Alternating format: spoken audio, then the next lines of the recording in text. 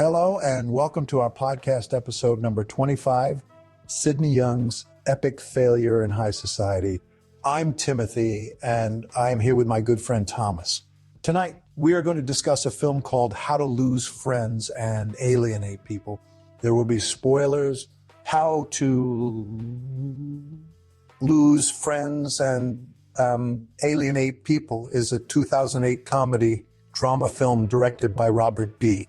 Wade, based on the autobiographical book of the same name by Toby Young. The plot follows Sidney Young, an aspiring British journalist who moves to New York City and lands a job at Sharp's magazine, where he struggles to fit in with his co-workers and maintain his integrity as a journalist amidst high society's excesses. Well, Thomas, so did you enjoy How to Lose Friends and Alienate People? Well, Timothy, I have to admit that I generally like drama. So when I heard we were going to discuss this film, I was quite excited. As for the movie itself, I found it quite enjoyable. The storyline kept me engaged and entertained throughout the entire duration of the film. Oh, well, you know how I feel about drama, Tom. I prefer something a bit more lighthearted and comedic, but nonetheless, let's delve into it and see what we can discuss without any disagreements. Laughs? Well, Timothy, you certainly have your own way of doing things.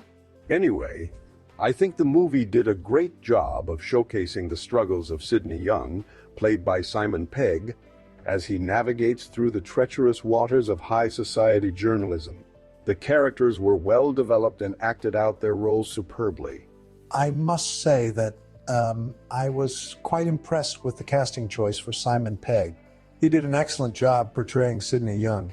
However, I felt that some of the supporting characters could have been fleshed out more. But enough about my nitpicky opinions. Let's talk about the plot. What did you think of the storyline, Tom? The storyline was certainly engaging and entertaining, with plenty of twists and turns to keep the audience interested. I appreciated how it touched upon themes like integrity in journalism, the superficiality of high society, and the importance of finding one's place in the world. However, there were some moments where the pacing felt a bit off or certain. Plot points didn't quite land as effectively as they could have.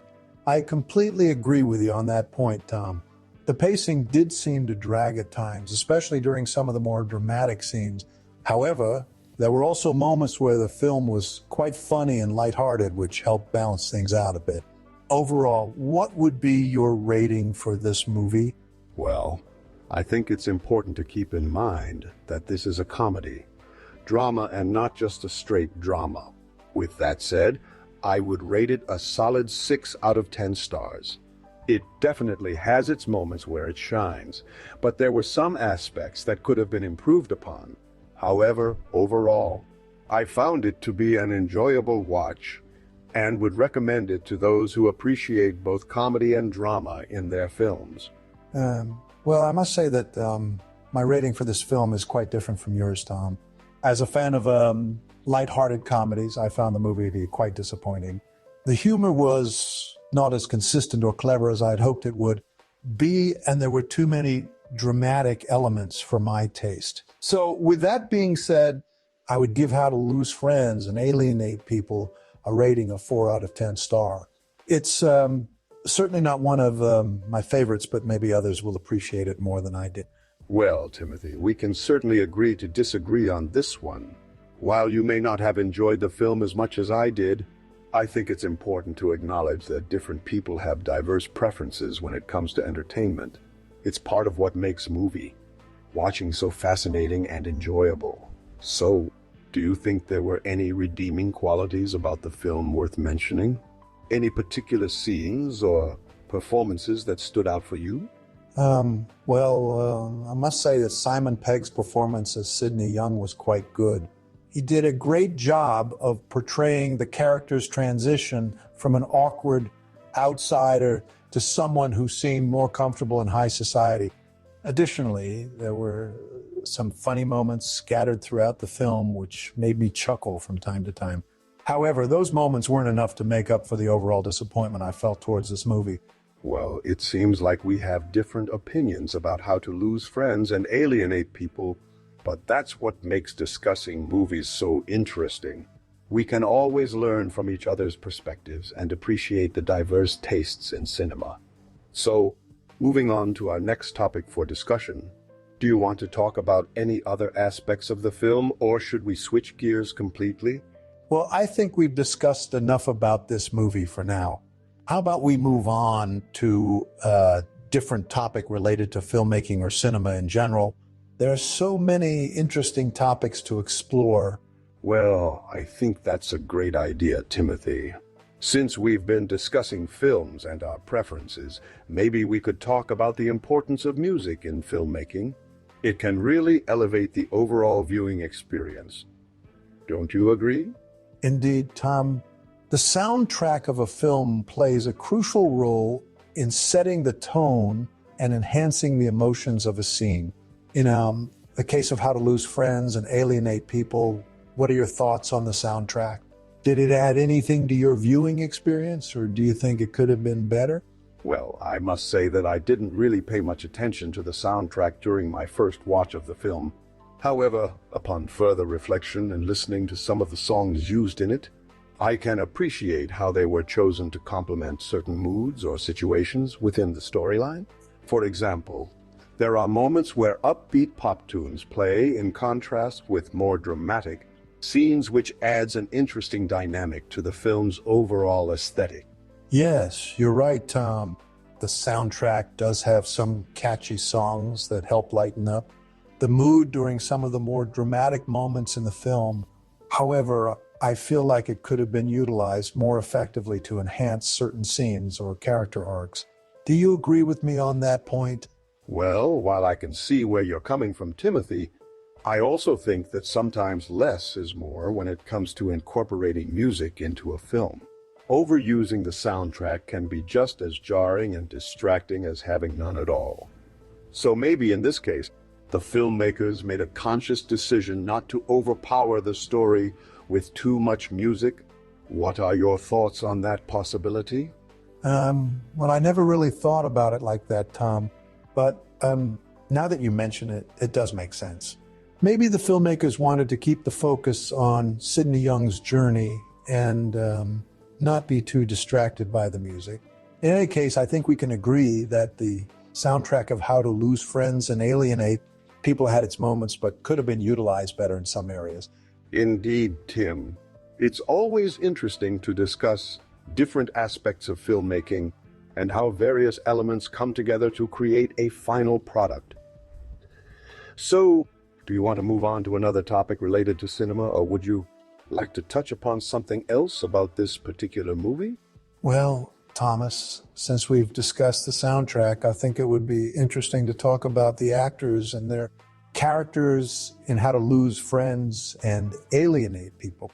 Simon Pegg did a fantastic job portraying Sidney Young, the lead character who goes through quite the transformation throughout the film. His performance was both comedic and dramatic when needed, which really showcased his range as an actor. I couldn't agree more, Tim. Simon Pegg is one of my favorite actors, and he certainly didn't disappoint in this role. As for the other characters, they were all quite well cast as well. Kirsten Dunst played the enigmatic Sophie Mays with charm and wit, adding an intriguing dynamic to Sidney's character arc. Jeff Bridges was also brilliant as Clayton Harding, the eccentric magazine publisher who takes Sidney under his wing. His performance was both intimidating and endearing at times. Yes, I thought that Jeff Bridges did an excellent job portraying Clayton Harding. He had a certain charm to him which made you question whether or not he was truly a good person. And his interactions with Simon Pegg's character were some of the funniest moments in the film. Speaking of funny moments, there were quite a few other supporting characters who provided comic relief throughout the movie. What did you think about their performances? Well, I found that some of the supporting characters were quite entertaining and added depth to certain scenes. For instance, Danny Huston as Allison's husband, James Harcourt, was quite funny in his obliviousness to Sidney's dislike for him. His over-the-top antics provided a nice contrast to the more dramatic elements of the story. Additionally, Megan Fox did an admirable job portraying Sophie's best friend, Jacqueline. She brought a certain level of sassiness and playfulness to her role that made her character quite likable. I have to say that Megan Fox surprised me with her performance in this film. She has often been typecast as the sexy bombshell, so it was refreshing to see her take on a different role and nail it. And you're right about Danny Huston. He always seems to bring an air of eccentricity to his characters, which makes them all the more enjoyable to watch. Indeed, Timothy. It's always nice to see actors step outside their comfort zones and tackle challenging roles with such finesse. And speaking of performances, what did you think about the overall direction and cinematography of How to Lose Friends and Alienate People? Did you feel that it enhanced or detracted from your viewing experience? Well, Tom, I thought that the direction and cinematography were quite good. They managed to capture the essence of both London and New York City beautifully, which added an extra layer of authenticity to the film. The camera work was also quite creative at times, with some interesting angles and shots that really made certain scenes stand out. However, there were a few moments where I felt like the pacing could have been improved upon, or certain shots could have been more effective in conveying emotion or humor. Overall, though, it was definitely an enjoyable viewing experience from a visual standpoint. I'm glad you enjoyed the cinematography and direction of the film, Tim. It certainly did capture the essence of both London and New York City quite nicely. And speaking of locations, one aspect that really stood out to me was how well they utilized real life. Landmarks like the Savoy or Claridge's hotels in their scenes. Did you have any favorite moments involving these iconic locations? Yes, Tom. I thought it was great how they used these famous landmarks in the film. It added an extra layer of authenticity and made me appreciate the effort that went into recreating these settings. As for my favorite moment involving one of these locations, I would have to say it's when Sidney is at the Savoy having dinner with Clayton Harding and some other high-profile individuals. The grandiose decor and opulent atmosphere really set the stage for that particular scene. I completely agree with you there, Timothy. The scene at the Savoy was definitely one of my favorites as well. It showcased both the extravagance and the superficiality of high society in a very effective way. Speaking of which, How to Lose Friends and Alienate People does an excellent job of tackling these themes throughout the film. Do you think that the script handled these issues in a thought-provoking manner, or did it fall short in any way? Well, Tom, I think the script did a good job of addressing these themes, but there were moments where it could have delved deeper into certain aspects. For example, the film touches upon issues like integrity in journalism and the importance of finding one's place in the world. But I felt like they could have explored these topics further without detracting from the overall narrative. However, it's important to remember that this is a comedy-drama hybrid and not just a straight drama. So I understand why some of these themes may have been handled more lightly than others might prefer. Indeed, Tim. It's always interesting to see how filmmakers balance humor with more serious subject matter. In the case of How to Lose Friends and Alienate People, do you think that the director and screenwriter struck the right balance between comedy and drama? Or did you feel like certain scenes were too heavy on one aspect or another? Well, I think there were moments where the balance was a bit off, but overall, I felt like they managed to find a good middle ground between humor and drama. Some of the funnier moments in the film were quite well timed and had me laughing out loud. And even when dealing with more dramatic scenes, there was always an element of comedy present that kept things from becoming too heavy or melodramatic. However, I do think that some viewers might have preferred a more consistent balance throughout the entire film. That's a fair point, Tim. It seems like finding the right balance between humor and drama is quite challenging, even for experienced filmmakers. But in the case of How to Lose Friends and Alienate People, do you think that any particular scene or moment stood out as particularly memorable or effective? Something that really exemplified what the movie was trying to accomplish with its blend of comedy and drama? Well, Tom, there's one particular scene that stands out in my mind as being both funny and dramatic at the same time. It involves Sidney confronting James Harcourt about his feelings for Sophie Mays. The confrontation starts off with some lighthearted banter, but quickly escalates into a more serious discussion about their respective relationships with Sophie. This scene did an excellent job of showcasing Simon Pegg's acting range and the film's ability to balance humor and drama effectively. That's a great example, Tim. I completely agree with you there.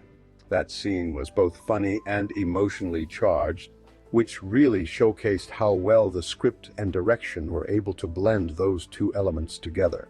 In conclusion, while some might argue that How to Lose Friends and Alienate People struggled with finding the right balance between comedy and drama or utilizing its soundtrack effectively, it's clear that the film had its moments where it truly shone through in terms of performances, cinematography, and thematic depth. Moving on from our previous discussions about the film's technical aspects and performances, let's talk about its cultural impact. How to Lose Friends and Alienate People was released in 2008 during a time when social media was just beginning to take off and the concept of personal branding had yet to become as prevalent as it is today. Do you think that this film's exploration of these themes resonated with audiences at the time, or have they aged well in retrospect? Well, Tom, I believe that the film did strike a chord with audiences when it was first released. The idea of someone creating an entirely false persona online to gain popularity and success was quite novel back then.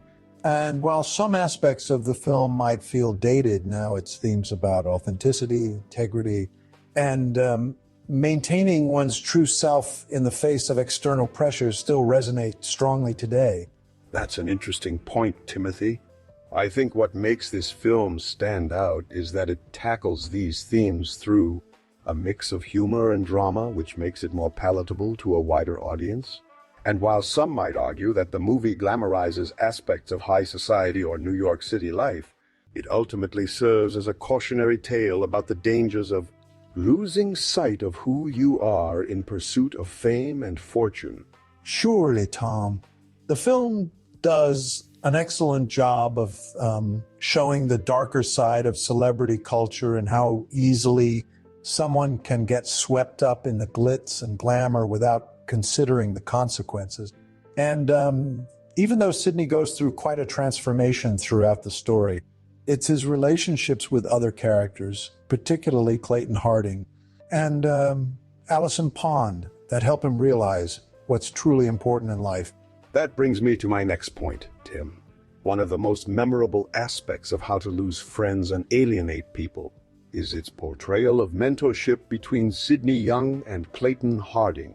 While their relationship starts off as a typical boss-employee dynamic, it evolves into something much deeper over time. Do you think this exploration of mentorship has had any lasting impact on popular culture or filmmaking? Well, Tom, I believe that the portrayal of mentorship in this film does have some relevance to our current cultural landscape. There's a growing interest in stories about unlikely friendships and mentorships between individuals from different generations or backgrounds. And while Clayton Harding might not be the most traditional mentor figure, his influence on Sidney's personal and professional growth is undeniable. This aspect of their relationship makes it both relatable and inspiring for audiences. That's very true, Tim. The dynamic between Sidney Young and Clayton Harding serves as an interesting commentary on the nature of mentorship itself. Sometimes we find guidance in unexpected places, or from people who initially seem quite different from us. And this film's exploration of that theme has certainly left a lasting impact on how audiences perceive mentorship both on and off screen.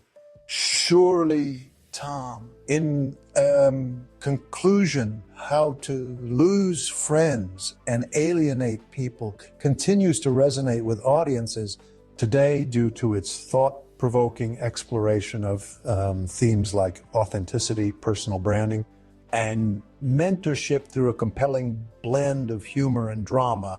It's a film that manages to entertain while also making us question our own values and priorities in life, which is perhaps why it remains so beloved by many, despite some of its flaws or dated elements.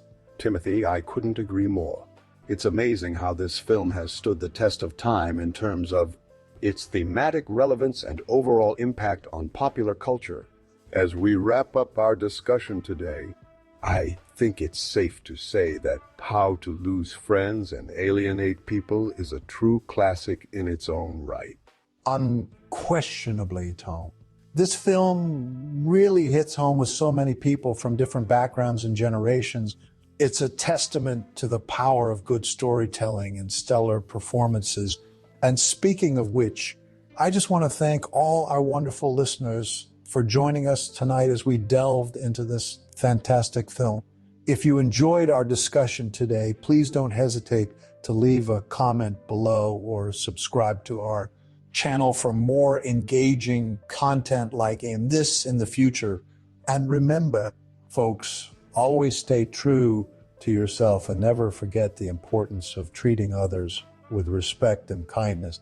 Until next time, take care, everyone.